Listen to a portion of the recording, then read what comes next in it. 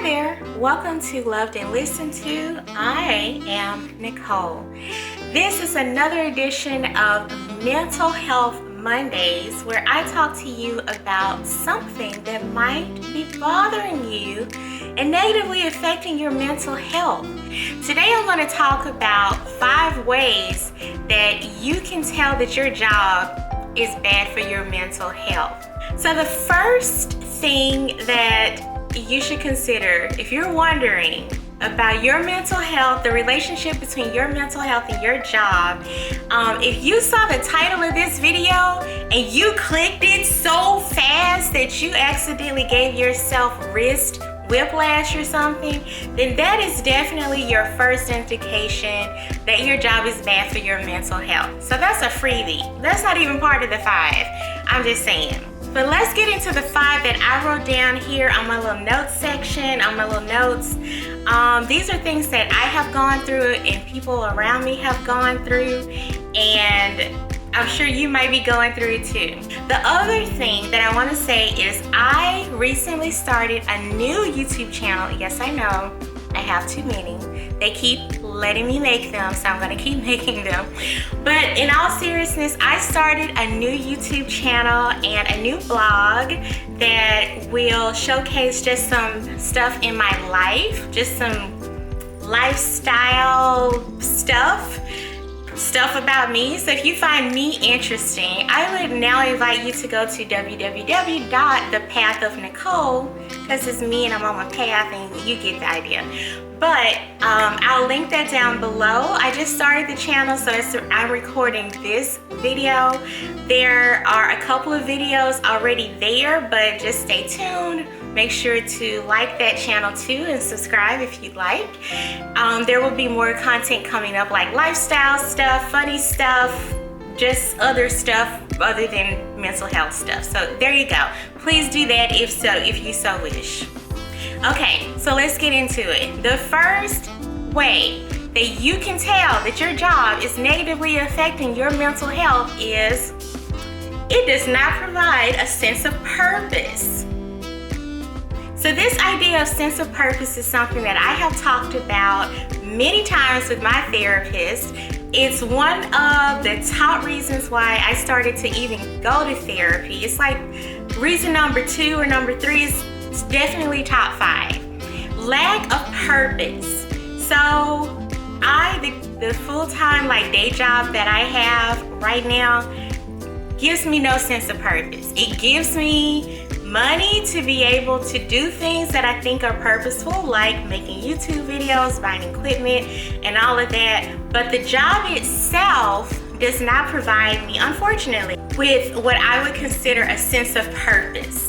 The sense of purpose does not mean that you have to be a teacher or a nurse or a doctor or something like that. But whatever you do for work to make money, if it does not provide you with some meaningful sense of purpose, regardless of how much money you make, if you don't have a good sense of purpose from it, like, oh man, I'm helping people, or you're not getting something out of it that gives you something more than just a paycheck, then over time that can definitely start to negatively affect your mental health. So if you have a job that you are just doing just to get by, like just only for money, and it's really soul sucking, then you're in good company, because that describes most of the people that I know, including myself. Hi, high five. Purposefulness Life Club. Moving on to number 2. You avoid meetings as much as possible. So avoiding meetings has always been my personal MO. I hate meetings. I think that most of the time they could not only just be an email, but a lot of times the meetings could just be avoided, or the email even could be avoided if people just use their common sense. But we know that common sense is not very common, unfortunately. But if you are currently in your job and you're avoiding meetings as much as possible, that should tell you that it's not just only the meeting, but it's kind of connected to purpose. So if you were really caring about your job and really engaged in what was going on and stuff, and really like the people and it was just a good fit for you, then you would maybe be a little bit more open to going to meetings sometimes. I think this is my hypothesis. But if you do everything in your power to avoid meetings, then that job is not good for your mental health, and neither are those stanky little meetings they keep inviting you to. The third thing, and I think this is the third thing, I've lost count already. Anyway, I do not work as a mathematician, so don't hate on me for not being able to count. I can count money when it's in my bank account. The third thing is you don't offer new suggestions when you're working on a project. So if you are, for example, working on like a marketing plan or whatever you might do, and you go to the meetings to learn about the new project, and you just basically sit there and wait for it to be over, you don't have new ideas. Well, not to say you don't have new ideas, you don't share them. Like, you are actively doing as much as you can to not share new ideas because you don't want to go to meetings, because you don't care about this job, because you don't want anyone to email you for anything extra. Like, you are trying to avoid as much human contact as you can in this job.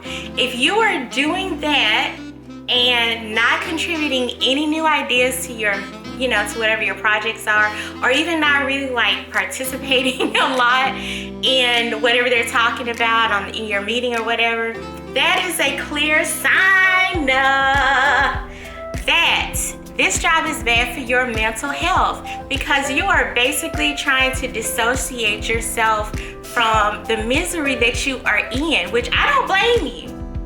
I'm just saying, I don't judge you, I don't blame you, and I have also done this myself. I have actively avoided trying to be sucked in to doing more work just because I'm like, I cannot mentally tolerate doing any more stuff at this job. Like, make it stop, oh my God. So if that's you, that is a good indicator that job might be bad for your mental health.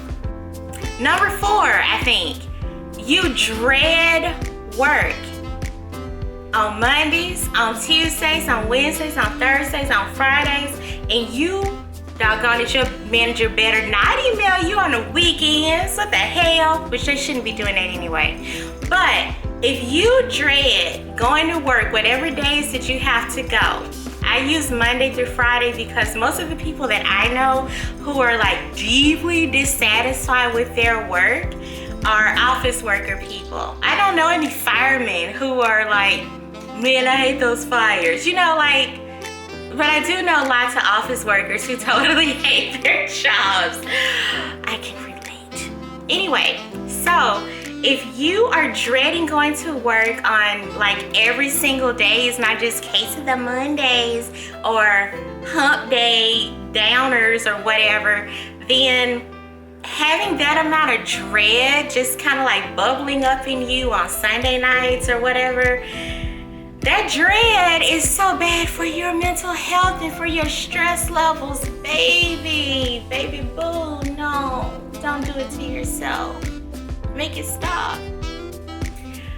So bad for your mental health. That dread alone creates anxiety and can really contribute to your situational depression, or if you have like clinical depression, it makes it worse. That dread, so bad for you. Whatever number we're on, I'll put it on the screen, I don't know. The next thing that is a good indicator that your job is bad for your mental health is if you feel bad for the new hires. So even if you're really overworked, you have too much work, and let's just say they hire someone on to help you.